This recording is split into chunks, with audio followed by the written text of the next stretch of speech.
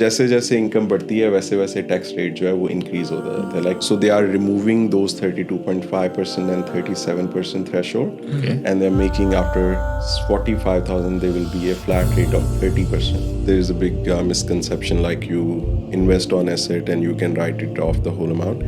They don't want the people to basically buy the car and avoid their all tax liability, reckless reporting, and they have intentionally avoided those liabilities.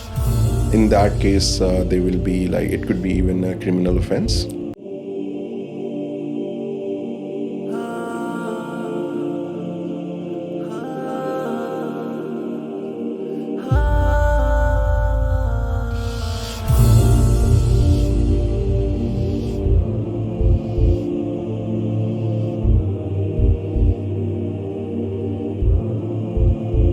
Mumtaz भाई, जैसे आपसे पूछना था कि 30 June is now coming nearly there, तो जो tax लॉजमेंट्स जो होती हैं, तो इसके ऊपर do you want to throw any light कि किस तरह की लॉजमेंट्स होनी चाहिए? इंडिविजुअल एज ए TFN पे क्या लॉजमेंट होती हैं, एज ए बिजनेस पे क्या लॉजमेंट्स होती हैं? Right. ये जो basically taxation का system है, it's very simple. For the individual, the tax rate works on progressive basis. So जैसे जैसे income बढ़ती है वैसे वैसे tax rate जो है वो increase होता जाता है. Like first 18,200 is a tax-free threshold. Yeah. So there will be no tax applied if your taxation, taxable income is lower than that. Okay. If your income is above $18,201 onward, तो उस पर 19% tax rate apply होगा up to 45,000. Okay. When you cross 45,000 up to 120,000, the tax rate is 32.5%. When you cross 120, it will be 37% up to 180,000. 180 से onward 45% tax rate होगा. And that is before the Medicaid levy. Like if you do have the Medicare card and you are getting the health benefits, तो उसमें फिर 2% extra Medicare levy apply होगी, and in certain situation there is a Medicare levy surcharge applies when you cross 90,000 as an individual or 180,000. So it's As a same couple. 2% even after 90,000? So 2% is starting, after basic tax Okay. threshold. So if you have like earning 30,000, so this, but there are some offsets you get from the Medicaid levy, and low income offset is there up to 37,000. If your income is up to 37,000, depends how many dependents you have, how much what is your individual situation in terms of do you have a partner, spouse or not? Because otherwise the limit will increase. If you are single, the limit is 90,000, after which on the top of this 2% medical levy surcharge, 1% extra will apply. Okay. But if you are having a spouse, in that case, that limit will be applied on combined income of 180,000. Okay. अगर husband wife दोनों की income 180,000 से ऊपर होती है, फिर medical levy surcharge apply होगा. Okay. But otherwise that surcharge will not apply. But again, that surcharge limit can change due to your dependents, your children's. So unki basis pe, then again the threshold is 1,500 extra limit that you have after first child, which will be added in 180. But that is increasing further this year because there are a lot of changes are coming into the taxation system. The tax rates are changing. Okay. Like the tax rates, as we say, it will be like when you cross 45,000, there's 32.5%, and then it's 37%. So they are removing those 32.5% and 37% threshold, and they're making after 45,000 there will be a flat rate of 30%. Okay. That will be implemented in 24-25. Okay, But not this year. As of now in 23-24 financial year, after June, the same existing thresholds will be applied. Okay, good to know. So basically for individuals, from when they are working on tax file number, and sometimes they are also working as a sole trader, these are the rates, those are applied. But in case of corporates, like we have the companies, their tax rate is fixed at 25%. They do not have any tax-free threshold, which is 18,200 in case of individuals. From $1 you have to pay 25. $1 of profit. Okay. So the tax is always applied on taxable income. Even when we calculate for the individuals, or sole traders, it is calculated how much is their gross earning and how many deductions they are eligible for, the expenses they have incurred to in order to earn that income. So if they have been working on PAYG, or we say like on, like as an employee or a salaried person, those expenses must be related to their job. And if they are working as a sole trader, that those expenses must be related to their business. So once we take out those expenses and we reach at the taxable income, the tax rate will apply on that, Okay. not on the gross income. Not on the gross income. And similarly, in case of business or corporate or trust or partnership, again, we have to calculate the taxable income by preparing a profit and loss, like by taking all the earnings, how much deductions Expenses. or expenses are already done, and then we will be calculating the taxable income. Okay Mumtaz भाई, ये her nature of job जैसे होती है, जैसे for example if I am doing a security या maybe someone is working in a Woolworths और Coles, तो deductions जो होते हैं वो हर नेचर ऑफ जॉब की अलग होती हैं या एक प्रिंसिपल कोई रूल है और उसके ऊपर डिडक्शंस होती हैं? Basically, the amount of deductions that completely changes with the type of occupation. There are some deductions, those are similar for each other. Like, suppose, like either you're working in any sector, if you are wearing a specific uniform, there will be, and you are paying for that, you're buying that, and then you are spending cost on laundry. So these are basic deductions, like, laundry is there, uniform is there. If you are working in a specific occupation and you have to pay for the uniform, it's not reimbursed from your employer.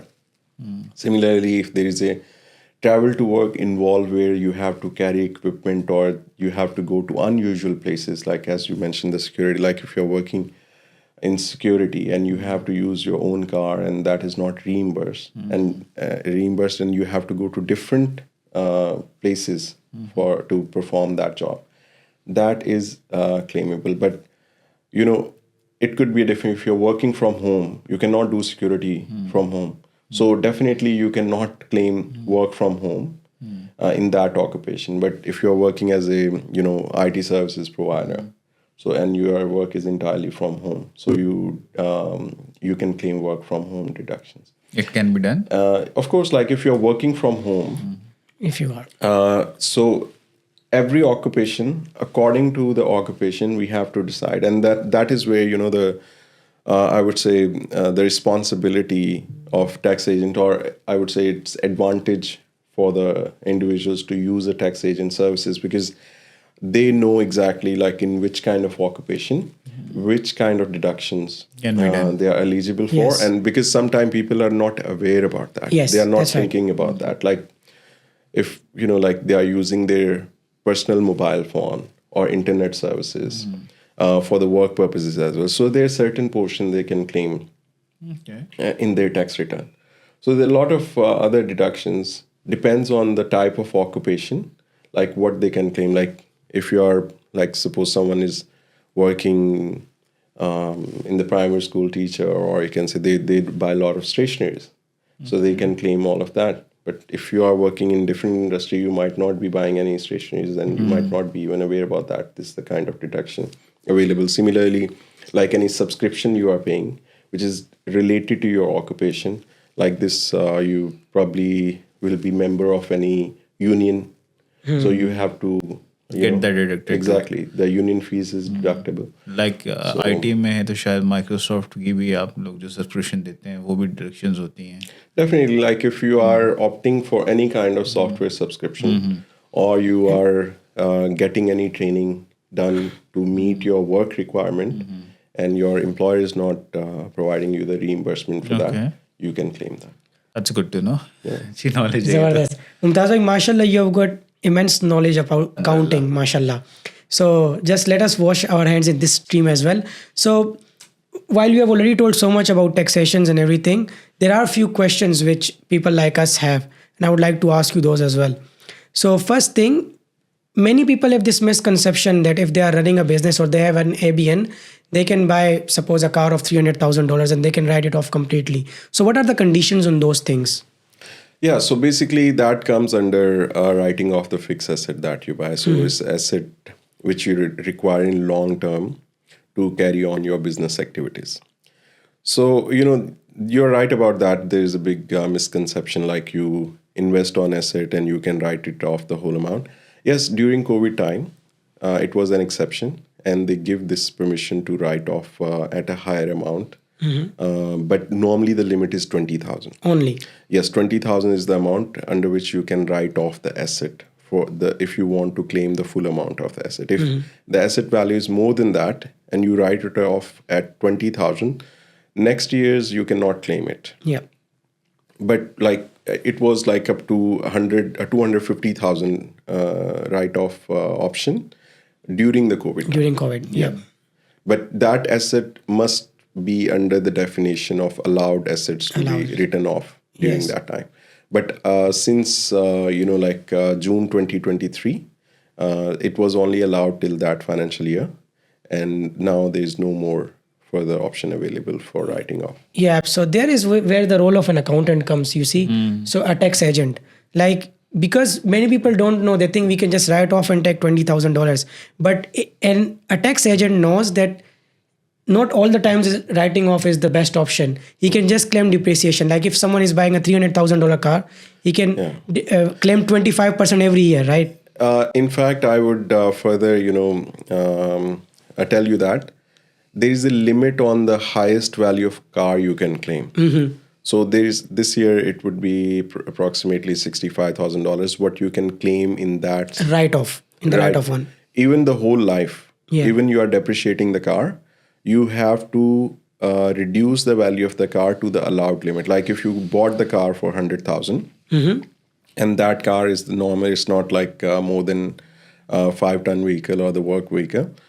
In that case, you have to adjust its value, depreciable value, to the allowed limit. Okay. It was around 65,000 and approximately the similar amount this year. So if you are buying the car for 100,000, you can only claim it over the useful life of that car up to that value. For $65,000. 65,000, let's say, and it's keep increasing as the car value or the inflation is increasing over time. So if I'm not wrong, in this financial year or coming year, it will be around 70,000, which you will be able to claim, or the value at which you can claim the car throughout its life. Yeah, but see, this is why tax agents are important.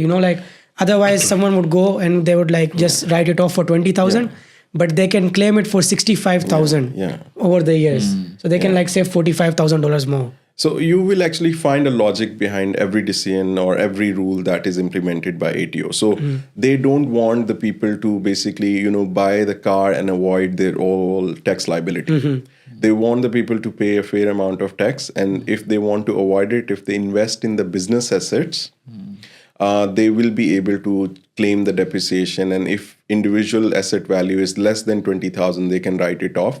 Because, that asset that you are buying, which value is more than 20,000. So technically that will be providing you the economic benefit for rest of its life. Yeah.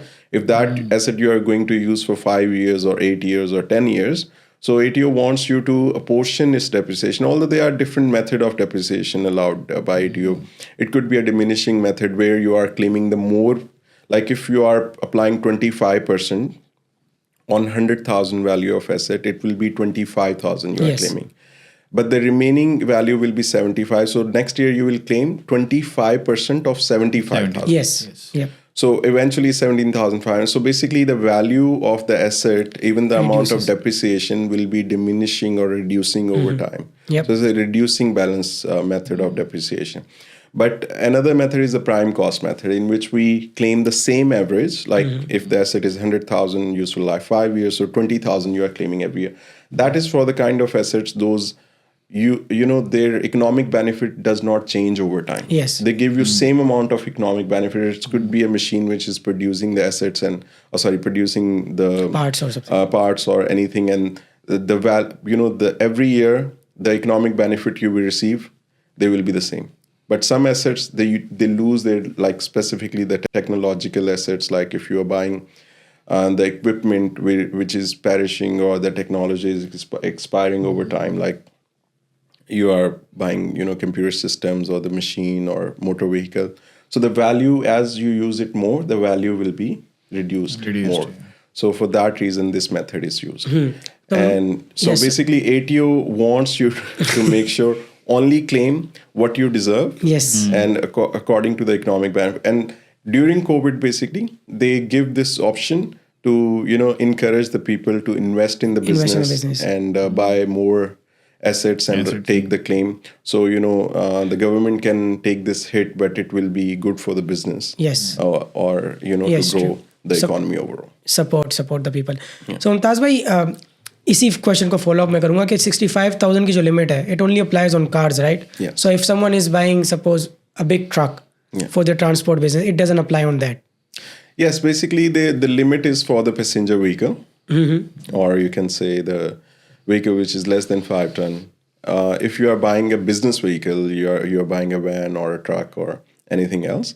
So there is no certain limit on claiming the amount as far as the entire amount or the usage of the asset is for the business. For the business so only. you can declare 100% for the business, and you can claim at the actual amount of depreciation. Like if you're buying for 200,000 the truck, in that case you can claim the whole amount. ठीक.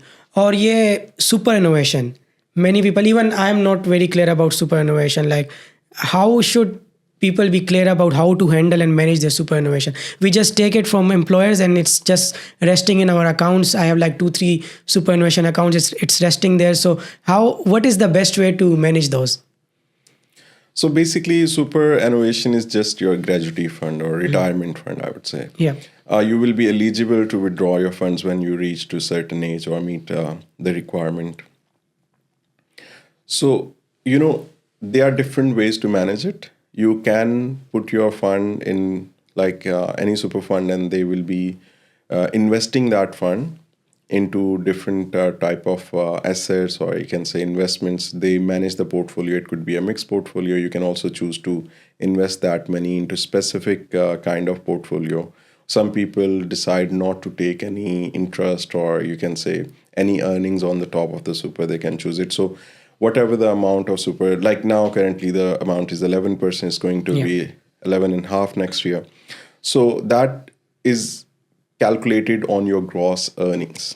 If you're earning, like, let's say in a week $1,000, so $110 is your employer responsibility to pay you in your super account. Yeah. Now, normally we advise to merge the super into one account, so it is easy to track. And also you sometimes, because if you're not providing the right super details, it might be going into unclaimed ATO super account, and then we have to trace it out and bring it into your nominated super account. But it's advisable to use one super account, and if you do have multiple, you can also decide to merge them into one super account. Yep. And then you can decide to either manage by yourself, or like it would be managed by your super company. It will be more complex to explain you right now, but there is another option for SMSF, which is self-managed super fund, Okay. where the individuals, like 4 individuals or even 2 individuals, they can decide to put their super fund in a SMSF, self-managed super fund, and they can basically manage that funds through trust, through SMSF trust. And it could be also a corporate trustee for SMSF, which take the responsibility to manage that fund. So that's more complex procedure in which you can decide to manage your super fund by yourself, where you will be taking a decision. Of course, that SMSF trust, it should be independently audited and have to make sure you are meeting all the requirements.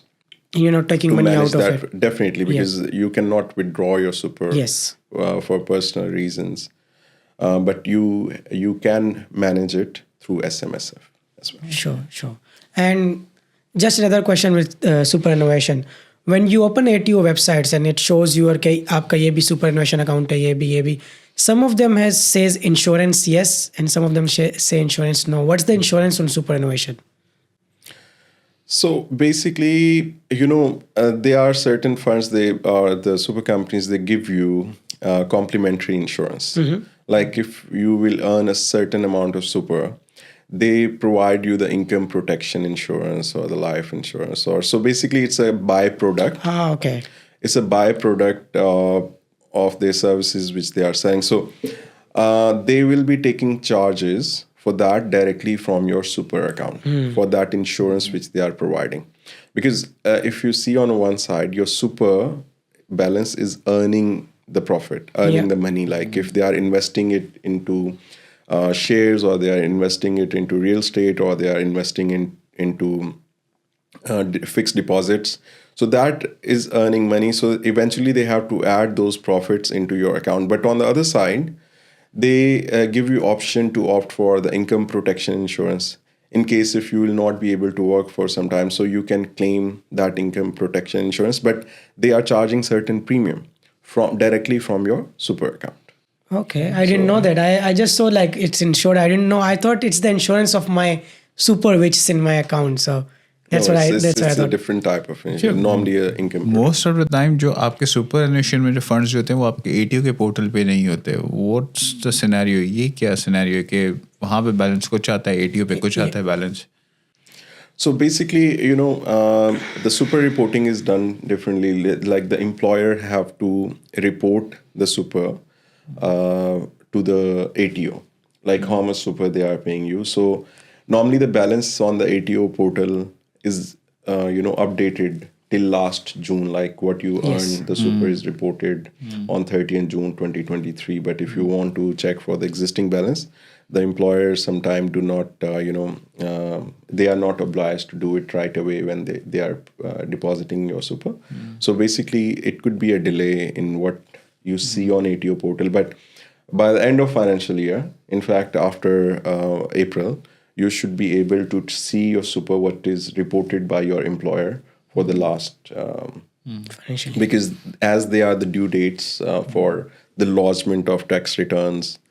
Similarly, they are the requirements for the employer to report the super. Okay. Yeah. Okay. So now the percentage has been increased from 10.5 to 11, or it Yes, will yes. be increased. I see. The super used to be 10% for a very long time, and then it was 10.5, and now it's 11, and gradually it will be increasing to 11.5. Okay. next year. And I think it's also the choice of employer as well, because I've seen some companies offering 17.5% as well. Yes. So yeah, this is called the minimum super guarantee amount. Okay. So which they have to pay by law. So this 11% currently, it's the super guarantee, Okay. which they have to pay. This is the guaranteed amount you will be getting as in super. But the employer, to make it more attractive for the employees, they can increase their super percentage, or they can put a voluntary super contribution on your behalf into your account. Okay. तो मुमताज़ भाई, while we are talking about superannuation and tax, तो बहुत से लोग हैं हमारे जो health sector में काम करते हैं, डिसेबिलिटी में काम करते हैं, नर्सिंग कर रहे हैं, तो उनमें ना सैलरी सेक्रीफाइस होता है. बट मैनी पीपल जब वो जॉब ज्वाइन करते हैं, दे आर अनश्योर कि हमें सैलरी सेक्रीफाइस लेना चाहिए नहीं लेना चाहिए. तो उसके बारे में ज़रा बताएंगे व्यूवर्स को कि वो होता भी क्या है और लेना चाहिए या नहीं लेना चाहिए. So Danish, basically the salary sacrifice is part of fringe benefits. Those are provided by the employer on the top of your earnings. So in form of non-cash benefits, they can provide you, like they can provide you a motor vehicle on lease, or they can provide you the rental income. Like they actually pay your rent on your behalf, or they pay any other benefits. And normally it's very common in the healthcare sector, where the employer is registered for FBT, the fringe benefit tax, and they can provide you those benefits. Now, whether they should go for it or not, that depends, because the FBT is non-taxable for the employee. The employee is not paying any tax on salary sacrifice. It's an exempt or non-taxable income for the employee. Yep. So it will be added in your tax thresholds for the Medicaid levy or Medicaid levy surcharge purposes, because eventually you are receiving this benefit or this amount on the top of your earnings. So when we calculate, okay, your threshold as an individual for Medicare levies 90,000. So this will be also added to calculate, but you will not pay any tax on it. Yeah.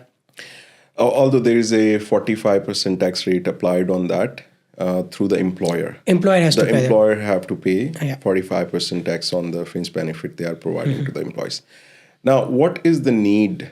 Like, why employer? So again, to make it more attractive for the employee, because they can get this, you can say, tax exempt income or non-taxable income from their employer on the top of their earnings. That's the reason the employee offers. And sometimes there is actually a practical reason behind that. For example, the employer is providing the motor vehicle to the employee to travel between, from their home to their work. Now, ATO want to regulate it. ATO says this is the benefit. It should be added in their earning because, they are getting this benefit on the top of their earning. They have to pay tax on it. So for that reason, but it is hard to calculate how much tax they have to pay, how much benefit they are receiving. So they put it in the FBT, in the fringe benefit tax. Yep.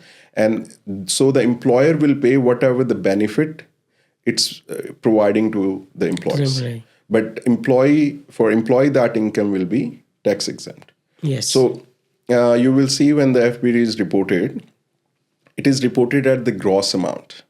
So let's say if the person is getting 14,000, so you will see the gross amount is around 28,000, 26,000. So basically, they will tell the ATO how much gross benefit employee have received from the employer, and how much the deduction is taken for the FBT, like fringe benefit tax from the employer.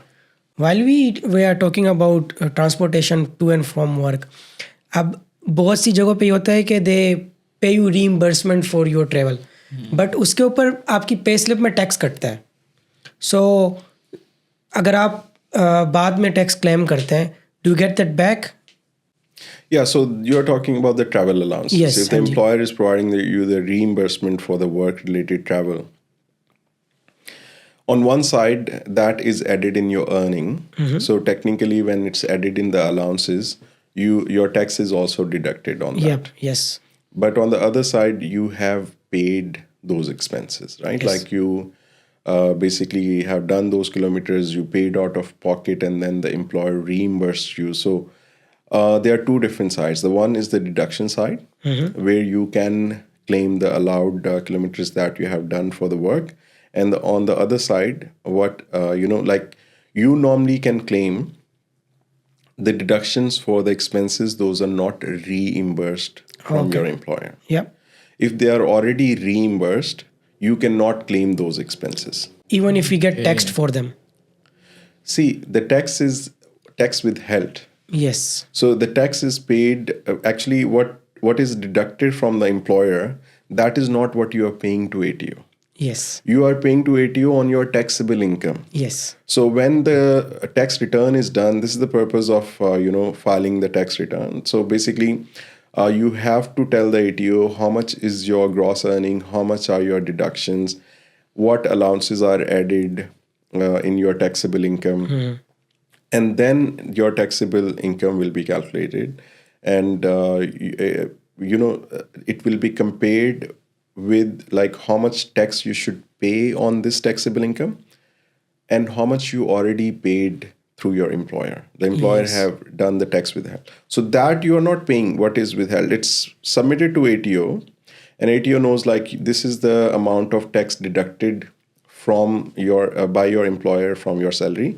On the other side, they will calculate how much tax you have to pay, and then the amount of refund or amount of payable is calculated on the basis of actual earnings, on the basis of actual benefits you have received, and the deductions or the expense you have incurred.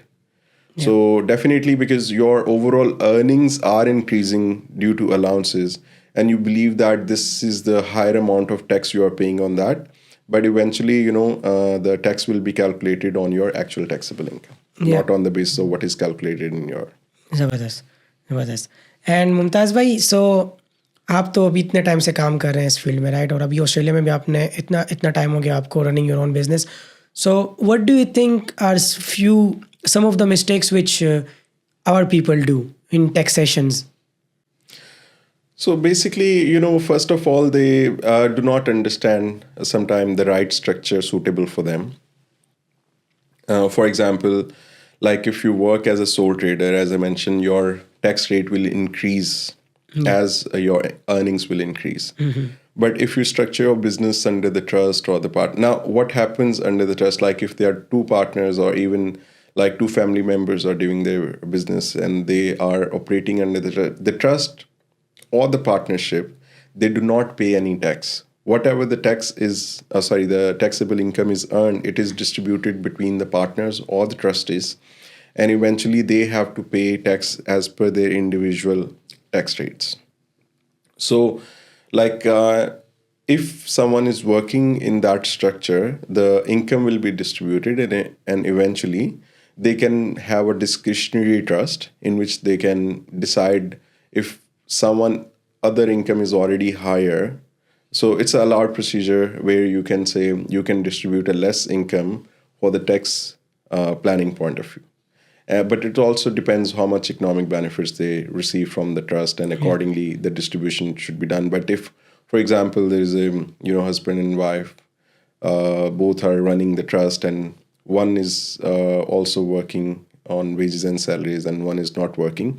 So of course, it will be a more benefit to distribute more income to the person who is not having any other source of income. Yes. But other than that, there are other options like the corporate structure is there where you can register a company and make sure everything is under the company, earnings are under the company, expenses related to that business. So it's easy to manage that business. It's less risky in terms of you have insurances, those are cover the third party liabilities. Also, like for long term protection of the business, you are operating it under a separate legal entity structure. So it provides more, tax benefit to the people if Yeah. they do their business under the corporate structure. And eventually, as the income is, the business grows, income is increasing in that case, overall tax will be less, which is fixed at 25% for the small companies if their revenue is less. If their revenue is higher, the big companies, they have to pay up to 30% tax rate. But small companies pay a discounted rate, which is 25%.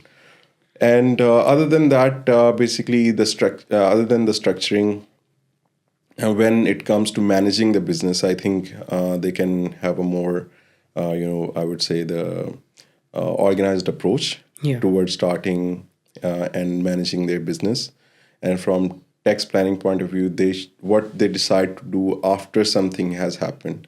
If they decide to do it before taking that decision, it will be much better. They will get a very good position because they have to consult, and this is what the successful business do.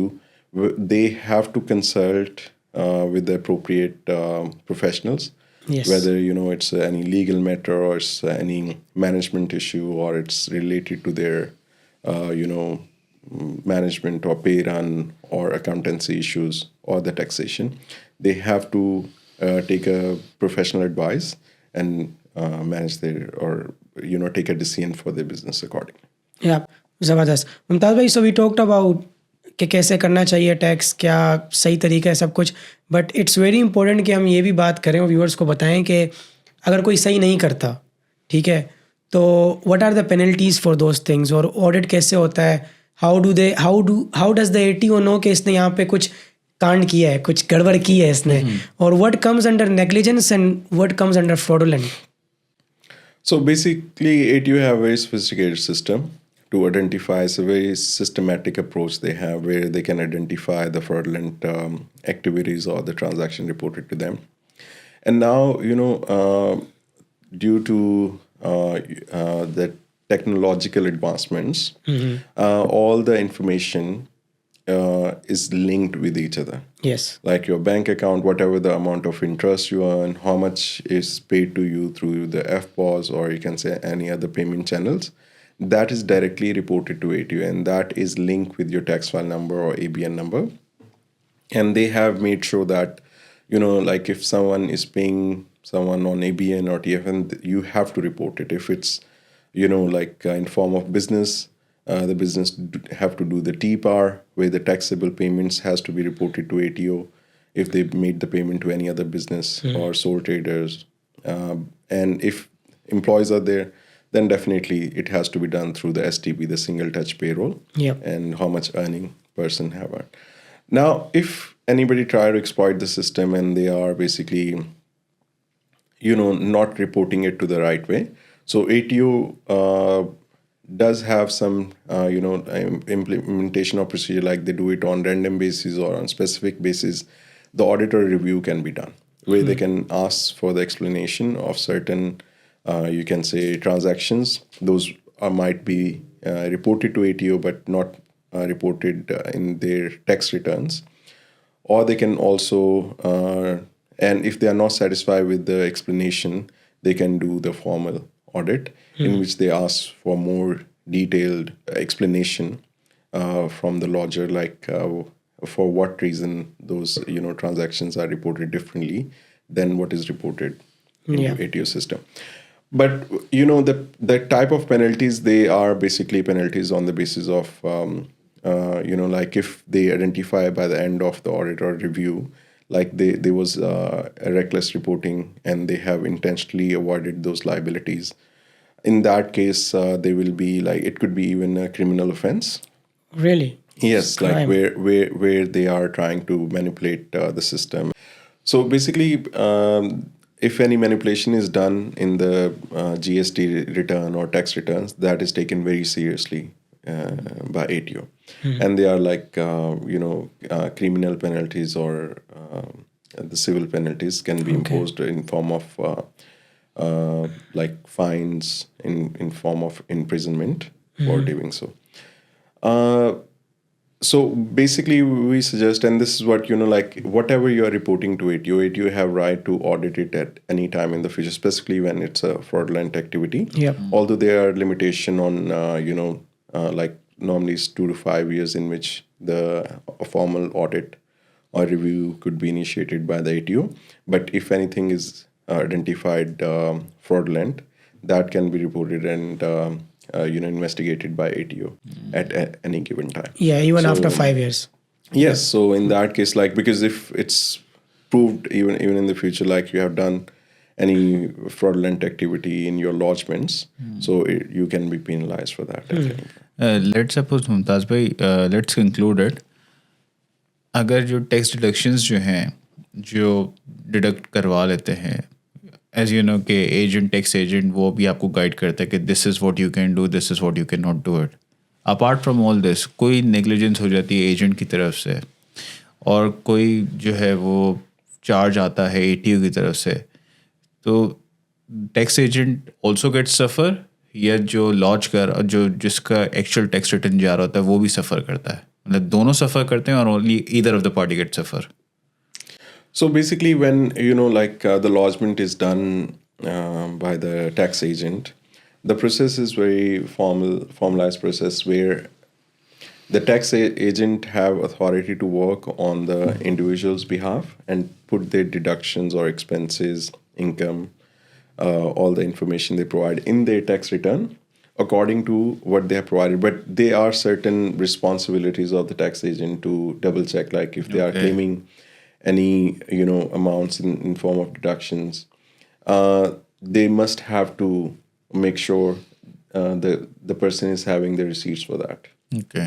Should be evident by some documents. It could be different form of documents that can be used for that purpose, but it must be, he must have to satisfy himself to make sure those deductions are the legitimate deductions. Okay. Good to know. Yeah. Yes, so obviously And you sign it. eventually, because that in the declaration, the taxpayer is declaring that they are keeping the record if at any given time it is required by ATO or any other Yes. authority to investigate. So they do have to provide the evidence of those transactions. Normal time is like the business record has to be kept for 5 years. Yeah. So in the next 5 years, anytime they can be asked for the receipts or those documentation. And this is what the lodger is giving, so eventually there is a responsibility of both, I would say. But it's a more responsibility of the taxpayer. When they are lodging their tax return, they have to make sure they only claim what expenses they incurred, and they are 100% legit, and they are related to the work they are doing. MashaAllah. Thank you so much, Mumtaz bhai. It was wonderful talking to you. And viewers, I'm going to leave Mumtaz bhai's details, well-written tax accountant. I'm going to leave his details in the description below. So if you have, because the tax time is coming, it's right by the corner. It's coming in June. So if you want to do your tax returns and you are in Adelaide, even Mumtaz bhai does it online as well. Yes, so he takes online appointment as well. So he'll look after you. So definitely go to him. Thank you so much, Mumtaz bhai. It was wonderful talking to you. Thank you so much. Inshallah, see you next Thank time. you so much. Allah Hafiz, everyone. Allah Hafiz. Allah Hafiz. Thank you.